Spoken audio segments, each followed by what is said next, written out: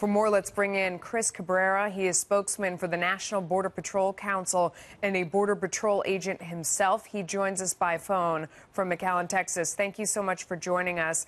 What do you think happened in this situation? I mean, if these agents weren't shot, what do you think happened?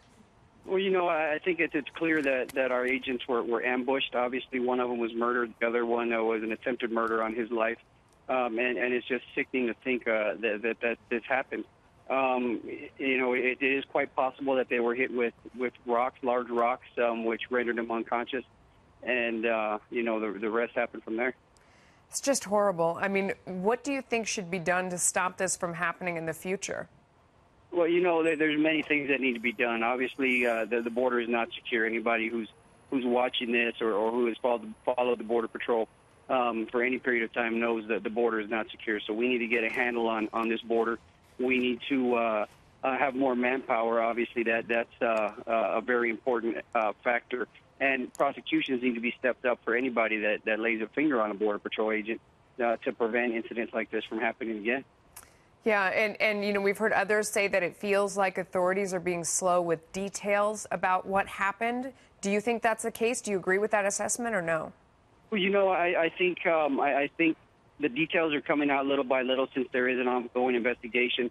The problem I had with the details yesterday coming out is that they were cordoning off the area, but they didn't want to come out initially and say two agents were brutally assaulted and one was murdered.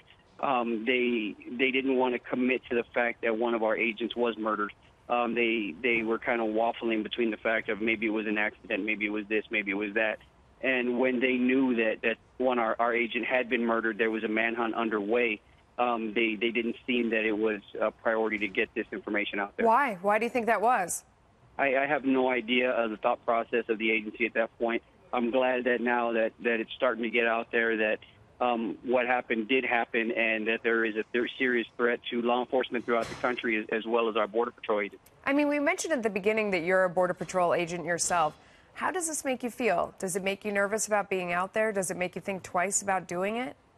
No, it angers me that it happened, and it saddens me that one of my brothers in green ultimately had to pay the price for securing our borders. It saddens me for that, and like I said, I am angry that it happened, and hopefully we'll get those in custody that did this, and the full weight of the justice system will come down on them. For people in our audience who don't understand what it's like, can you explain to us what the situation might have been like? What were they facing, do you think, if you had to guess? I mean, why would you be in that area? What would you be doing? Because it's hard for a lot of us to imagine how this works. Well, our agents are out there any given time. We work large groups by ourselves or with, one or two people. It's not uncommon for an agent to arrest, 20, 30 people at a time by himself. But we go down there, we work these areas. Communication is spotty at best. And it's just a normal part of the job out there in the brush and in the middle of nowhere by yourself. And, he had called for backup to assist him with that. And unfortunately, events happened the way they did. And it's just terrible, especially for his family. And with the holidays coming up, it's just a terrible thing to think about. It is. It's really terrible. How do you feel about the president's response to this?